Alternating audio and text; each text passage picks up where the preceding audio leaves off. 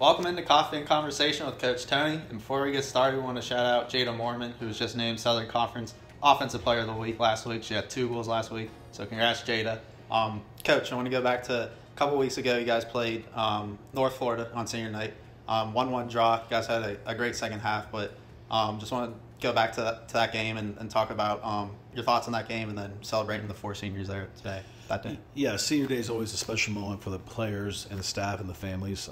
They've had blood and sweat for 4 years. It's an opportunity to recognize them prior to the match. It's a special occasion for them, their teammates, the family members that are present. It's an emotional game. And it always can teeter either positively or negatively. And for us, it was a good overall 90 minutes with that and celebrating the seniors. We came out a little sluggish. Again, is it the emotions? Is it the best of us? Is it just lack of focus because of all the stuff going on? But I was proud of how they responded after the first 15. We were down a goal, and we were able to come back and tie the game. Had opportunities in the second half to really take the game away and win the game. But a 1-1 is a fair result with that. And, since I've been here, I don't think we've ever lost a senior day.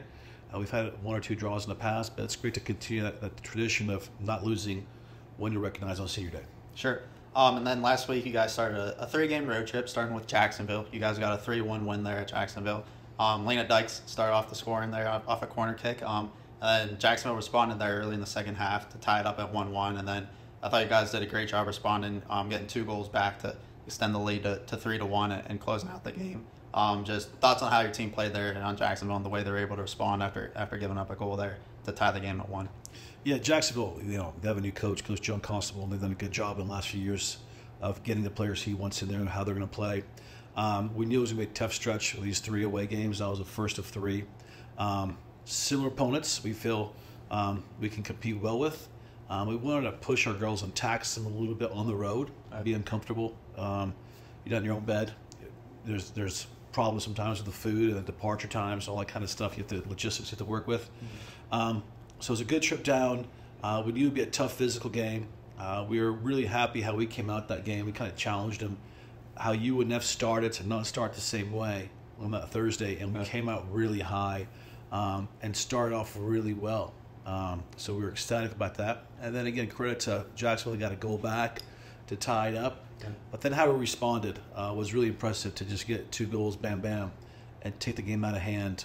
It shows the maturity. It shows the growth of this group. We're happy in the trajectory we're on. But, again, good goals from Lena and Jada and then the freshman Maria to step up, and the whole team in general. Just we felt we were dominant in certain facets of the game, and we had control of the match. So we're happy how we played with the physicality and the speed of the game. And then you guys are coming off a 2-2 draw at UNC Asheville. Did you feel like you carried that momentum that you had from Jacksonville into that game? And then also Chandler Lewis-Jenkins with 2 great assists. I thought she had a great ball on the free kick to Cindy Farr's goal to open up the scoring. Just thoughts on the way your team played there at Asheville. Yeah, we do. We do feel that that momentum carried in with how we started the match. And, again, another tough game on a Sunday. You're there in the heat. And that game was more what the Sundays will be in the SoCon. Hotter, not as big a crowd. We're on the road. So I was proud of the effort we put forth. And we felt really good that it could have been 2 or 3 at some point early on. We just weren't efficient enough in front of the goal. But we got the goal. We felt good. And to Asheville's credit, again, kind of like Jacksonville, they scrapped back, got a goal off a corner kick, which that was a part we want to fix because we don't want to have an Achilles heel or be known as a team that's weak on set pieces. And we addressed that's what they're going to do. They're really good at that in Nashville. And then we responded again, getting that second goal. And at that moment, again, we had chances to go up 3-1 possibly or 4, put the game out of hand. And we had just a poor clearance, a poor chance to break the game down. They got a second goal to their credit. We pushed hard. We had 2 or 3 more good looks. So we got a 2-2 draw. A game of soccer can be cruel. We have a independent company that breaks all our film down, and the expected goals was 3.6 for us. I think 0.89 for them. But again, if you don't score more, you don't win the game. Yeah. And a couple of posts too. Correct. They hit both posts at the crossbar. They cleared off the line. We had, and then talk about Chandler. We've challenged Chandler. We know her ceiling is really high. She has a lot of pieces to be really successful. and it's finding that inner drive. And she had that Evansville game early on, and then she's had some good moments and some moments that she can improve on in other games. But she stepped up really big in those to get those 2 assists. Yeah. Even had a good look at goal in the first half. So we're really happy how she's playing, the effort she's putting forth, how aggressive she's being. We just want to be consistent at that level now for these last 2 non-conference games and going to the SoCon play. So you've been coaching for a while now. I mean, how long has it been? Like 20 some years? 23, bro. 23 years now. Yeah. Of course, coaching. I mean, it's a year-round thing. I mean, you're constantly preparing for games now during the season. Then there's always recruiting and so many other jobs that you carry throughout the year. But has there ever been anything? Have you ever had any like ideas or plans or places you and your wife or your family have decided you kind of want to visit or things you want to do once you step away from coaching here? When I step away, it's a long time, though. I have a 5-year-old, so it's going to be a long time until you step away. But, we love to travel. Obviously, being Greek, we go to Greece a lot. My family's all there, especially my mom and my brother. In America, we love to go Big Sky, Montana, Wyoming, Jackson Hole, see some things like that. Take my kids whitewater rafting, they want to do that. Okay. So go to Canada possibly. As far as the rest of the world, I'd go visit for a weekend here or there in Europe, okay. But we're kind of biased to Greece, just knowing the lifestyle, the people, the food, the language we can speak, the quality of life. And there's so many islands, Brian. You can go to one island for 3 days and go on a boat, go to a different island, see complete different stuff for 3 or 4 days. So we love it there. It's just we're comfortable there. Ideally, if we could retire at some point, spend 6 months there, 6 months here, or every 3 months rotate around. That'd be something we like to do. And in between, you go visit Switzerland, go visit Holland, go visit Morocco, something like that. We want to see more of the world. Yeah. But have 2 bases, one in the U.S. and one in Greece would be ideal if we can make it happen.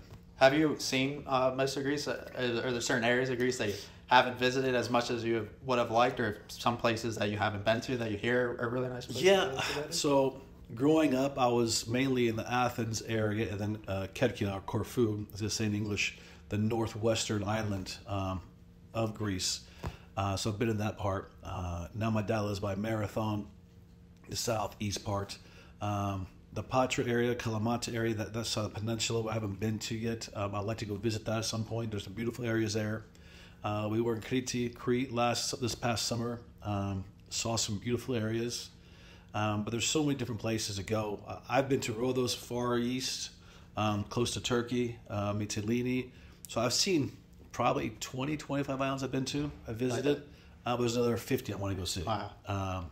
And it's just so many different ways to get there, so many different things to see. I always encourage people to go see it. And if you don't like it, go to a different island. There's ferries and boats and planes all the time going through every island. But I haven't seen all of it. I would say I've probably seen maybe a fourth of it. Okay. Now, it's not big. Okay, it's a very small country. Okay. You can drive from the southern part to the northern part in 7-8 hours. Okay. Like Texas would swallow it up. If that makes sense. So there's something like a little bit of each. There's like different areas of Greece where it's like whether you're a beach person or you want to go outdoors hiking. Yes, there is. Like the middle to northern part, there's some mountains. Now they're not the Rockies or the Appalachian Mountains. There are some ski resorts. For Greeks, those are mountains, okay? For us Westerners who come in, they're not mountains or hills. But they do have a few ski resorts for that. Fishing, sailing, kayaking are really big outdoor sports. Those are more the outdoor sports, you'd say. Biking, so forth. Thessaloniki is the second biggest city in Greece. There's a lot of nice things to see there. It just depends what you want. Do you want more of a city, urban area? Do you want to go to the beach? The mountains? The western part of Greece is really more green, whereas the eastern side is more the rocky, kind of dry climate. I tell people the east is more like Arizona, and the west part of Greece is more like you would say the Big Sky, where you have the greenery, the mountains, and all the pretty scenery, stuff like that. They're both great climates. We don't have gnats, we don't have those kind of bugs, but it's a great place to visit. It has all kinds of options. What you're going to do? You want to kayak? You want to go on a catamaran? You want to go on a sailboat? You want to rent a car? Go see the Acropolis, see history. To see where democracy was founded, to see the old mythology of Zeus and all them, it's impressive. I know we don't believe in Zeus. Okay, those people who might be thinking that question, but So much history, thousands of years of civilization, which is impressive to see. So definitely recommend it for anyone who likes to travel, go internationally, put Greece on your bucket list. That's 100%, 100%, and you got to go see it just to see how everything started, and it's affordable. Let me know. Give me a ring. I'll let you know where to go. Do you want to be more social? Or do you want to be more quiet? Let me know. I'll tell you the best places to go for all that stuff. How would you compare the food from Greece to America? Because on road trips, you're always eating salads. You're like, you're not eating any of the good American food. So like, the one thing I'll say about not just Greece but Southern Europe, I feel is just the organic or freshness of the vegetables and fruit and food. You're going shopping every day or 2 days and buy your fresh groceries and stuff. A lot of stuff isn't processed. So it's great because your salads, you can taste how fresh the tomatoes are. It's tomatoes, cucumbers, onions, peppers, capers, some places fed in olive oil. And just the olive oil, just as a difference. That's one of its biggest exporting things is olive oil. So you can just taste how healthy and natural it is. It's just the portion control there. It's not massive like you go here, you get Outback, your steak is this big. Greece is this big. So, taste-wise, I'd say just more oregano, garlic, salt, pepper. Lemon's a big sauce you'd say there. There's not really much ketchup or mayo. I think Americans are going to have a problem with that. They say that, but when you go there and you taste the food, you don't really need it. You don't need it. Okay. You don't need it. It's not bland. There are other places in Europe where the food is bland. In Greece, it's not. But now everything in Greece does take longer to prepare. So when you're making like pasticcio, which is our Greek lasagna, as they say, it's a 3-4 hour process to get everything in order, bake it, do everything else. The pastries take hours. The spanakopita takes hours. So it's a little slower sometimes. Okay. But you can taste the love in the food because people put their heart and soul into the food they make there.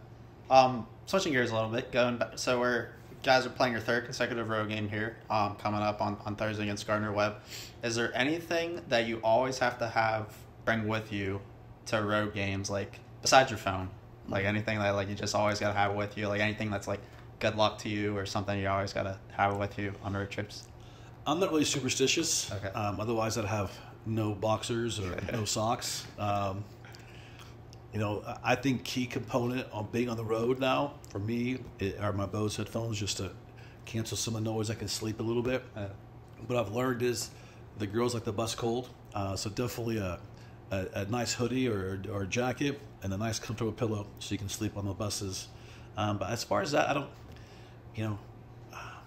sweets, we have candies for the girls, we have snack bags, so I don't need to bring much. Just a clean slate in my mind and try to get a little bit of shut-eye if I can, and then watch some video and then get ready for the next opponent. And then Sunday, you guys got a big opportunity with the nationally ranked Alabama squad coming here. Can you just talk about kind of the challenges and the excitement of having a team like Alabama coming here, and what are you looking for besides a win, obviously, from your team come Sunday at Bet Stadium? Yeah, I mean, the rankings come out this week, and we'll see where they'll fall. I think they'll be in the top 10. They just tied North Carolina.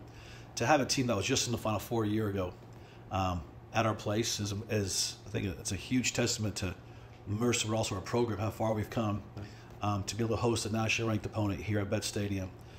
It's going to be a physical game. It's going to be a good game. I mean, they're very talented. They're in the Final Four. It's the top 4 teams out of 335 teams. So we feel we'll be able to challenge.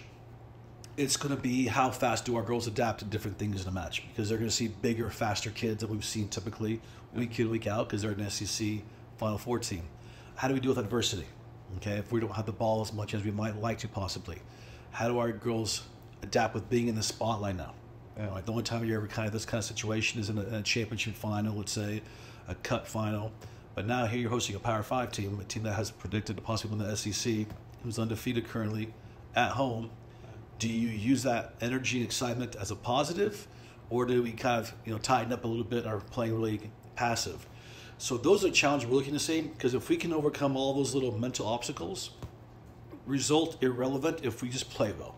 If we work our tails off and play it to our potential for 9 minutes, I feel we can get a good result. Whether it's a win, whether it's a draw, whether it's a close game, I feel really confident in our girls' ability. And that's what we're challenging with. Come out. But first off, take care of business on Thursday, because if you don't win that game on Thursday and you come out well against Alabama, we're still inconsistent. So can you ride the wave of winning on Thursday in a road, coming back, hosting a top 10 team at home, which has never been done here, I don't think, in my time, and then playing to your potential. And if you can do that and play well, results irrelevant, then that sets you up for a conference final type of atmospheric match, whether we're hosting them a game or we're on the road. Because, again, Coach West has done a great job at Alabama. You're playing against Power 5 kids who will be playing in some professional league next year, the year after, and we can go toe-to-toe with them. We feel really confident in our group. So we're hoping that, they can ride practice tomorrow and into the game and have a positive next 2 games. Well, Coach, we appreciate the time and best of luck this week. I appreciate it, Brian, and go Bears.